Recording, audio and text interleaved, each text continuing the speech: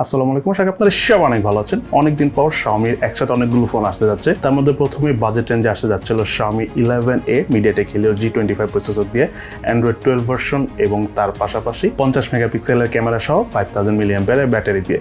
ফোনটা সম্ভবত Asian রিজিয়নে launch হবে, বাংলাদেশেও লঞ্চ হতে পারে, বাট প্রাইসটা কেমন হবে আমরা এখন পর্যন্ত জানি না। ইন্ডিয়াতে লঞ্চ হলো সম্ভবত 8,000 টাকা থেকে 10,000 টাকা, অর্থাৎ ইন্ডিয়াতে 8 থেকে 10,000 রুপিতে লঞ্চ হবে। আর বাংলাদেশে যদি আনঅফিসিয়ালি আসে তাহলে ধরে রাখেন 12-13,000 রুপির মতো হবে। বাট মিডিয়াটেক Helio G25 দিয়ে আসবে, G35 দিয়ে আসলে আর একটু ভালো হতো।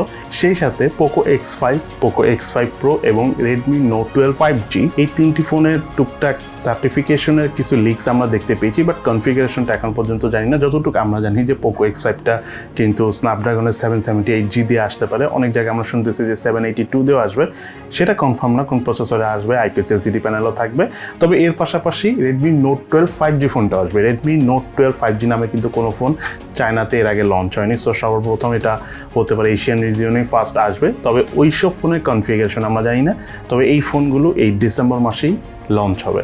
দেন এরপরে নিউজটা হলো, আপনারা সবাই জানেন যে আইফোনের যে লেটেস্ট সিরিজটা বেরোচ্ছে, আইফোন 14 সিরিজের ফোনগুলোতে কিন্তু একটা সুবিধা রয়েছে যে আপনি চাইলে ডিরেক্ট স্যাটেলাইটের মাধ্যমে কানেক্টেড হতে পারবেন, বিপদ আপদে যদি পড়ে যান সেটা সাহায্য নিতে পারবেন। তবে সব দেশে না, স্পেশালি এই মুহূর্তে আমেরিকাতে এই সুবিধাটা নেওয়া যাচ্ছে। তো রিসেন্টলি আপনারা সবাই জানেন যে এখন শীতকাল, আমেরিকাতে অনেক শীতকাল, সেখানে প্রচণ্ড স্নোফল হয়েছে, বরফ টরফ পড়েছে।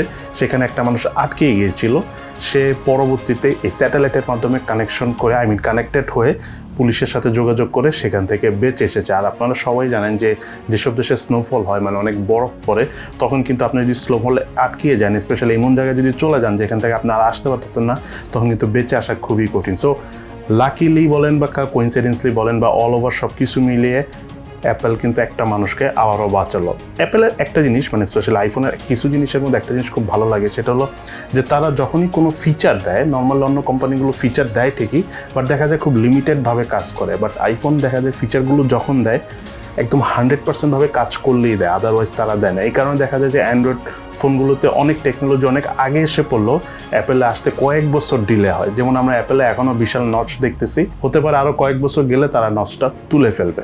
দেন এরপরে নিউজটা হলো পাগলা ইলন মাস্ককে নিয়ে। এই পাগল রিসেন্টলি আবার কেনি ওয়েস্টের অ্যাকাউন্ট ব্যান করে দিয়েছে। তার প্রধান কারণ হলো কেনি ওয়েস্ট পার্লার নামক এক ধরনের সোশ্যাল মিডিয়া অ্যাপ রয়েছে বা সোশ্যাল মিডিয়া আপনার ধরেন ওয়েবসাইট রয়েছে, সেটা সে কিনে নিতে চাচ্ছে এবং সে বেশ কিছু মন্তব্যও করেছে যেটা অনেকটা ইহুদিদের বিরোধী। দ্যাটস ওয়াই সাথে সাথে আপনি মনে করেন যে ইলন মাস্ক তার অ্যাকাউন্টটা ডিলিট করে দিয়েছে টুইটার থেকে। আমি গতকালকের ভিডিওতে বলেছি যে টুইটারে ইলন মাস্ক কিন্তু একটা পাগল, যখন তার যেটা মন চায় সেটা করে, মানুষের প্রোফাইলও সে ঘাটাঘাটি করে কোম্পানির মালিক হয়ে।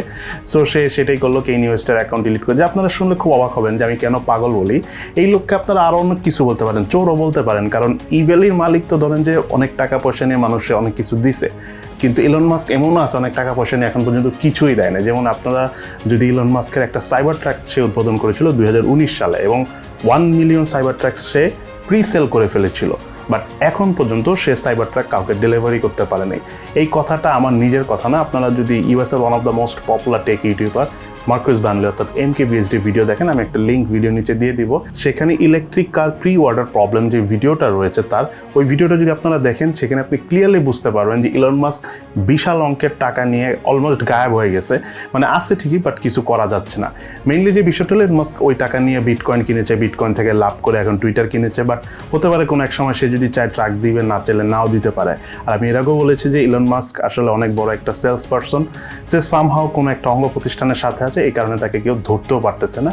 যাই হোক, এগুলো নিয়ে আর ডিটেলসে যাবো না। ওই দেশের লোক, ওই দেশের কোম্পানি, ওই দেশের সব কিছু আমাদের দেশের অবস্থা তো এখন এমনি খুব টাইট। দোয়া করার জন্য দেশের অবস্থা ঘুরে দাঁড়ায়, আমরা যেন ইন ফিউচারে ভালো ভালো টেক গ্যাজেট কিনতে পারি এবং আপনারাও যাতে কিনতে পারেন। যাই হোক, এরপরে নিউজটা হলো Redmi Note 12 সিরিজের ফোনগুলো কিন্তু চায়নাতে লঞ্চ হয়েছে, খুবই সুন হয়তো বা ইন্ডিয়া বাংলাদেশে এসে পড়বে।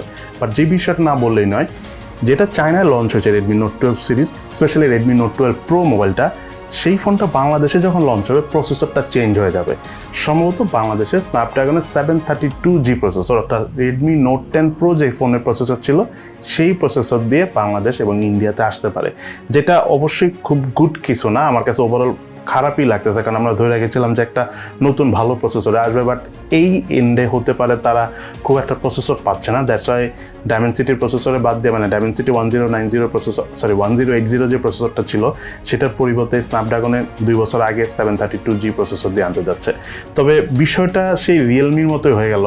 রিয়েলমি ডায়মেনসিটি 1080 পরিবর্তে তারাও 920 দিয়ে আনতেছে। সো যেটা বুঝতেছি যে ডায়মেনসিটি 1080 প্রসেসরটা সম্ভবত মার্কেটে খুব একটা অ্যাভেলেবেল নাই। তো ফোন আসতে এই কারণেই লেট হচ্ছে, কারণ অন্য সময় আমরা খুব দ্রুতই ফোন পেয়ে যাই। এবং আরেকটা বিষয় হলো, আমি আসলে চাচ্ছিলাম নতুন প্রসেসর দিয়ে ফোন আসুক। পুরাতন প্রসেসরও তো আমি অনেকদিন ধরে ফোন ইউজ করতেছি, আর কত। তবে 732G প্রসেসরটা ভালো, খুব বেশি একটা ফোনে আসে নাই। Xiaomi 2টা ফোন এসেছিলো, Redmi Note 10 Pro আর হলো Mi 11 Lite শুধু Mi 11 Lite 4Gটাতে এসেছিলো। তো অবশেষে দেখা যাক, এখন যেহেতু আবার নতুন করে Redmi Note 12 Pro সিরিজ আসতেছে, লেটস সি কেমন হয় জানি না। তবে আমার কাছে ভালো লাগেনি, নতুন ফোন নতুন কনফিগারেশন আসলে বেশি ভালো লাগতো। যাই হোক, এই হলো আমাদের আজকের ভিডিও। আজকে অবশ্য ব্রাজিলের খেলা আছে, অনেক দিন পর আসলে ভাবতেছি যে একটু মজা করে খেলা দেখবো। তো ঢাকা ইউনিভার্সিটিতে আমি মনে করি যে স্টেডিয়ামের থেকে বেশি দর্শক হয়। সো আজকে ওইখানে যে গ্রুপ পর্বের শেষ ম্যাচটা দেখবো। সো আজকে তাহলে এই পর্যন্ত, সবাই ভালো থাকেন, সুস্থ থাকেন, ইনশাআল্লাহ দেখা হবে ফিউচারে।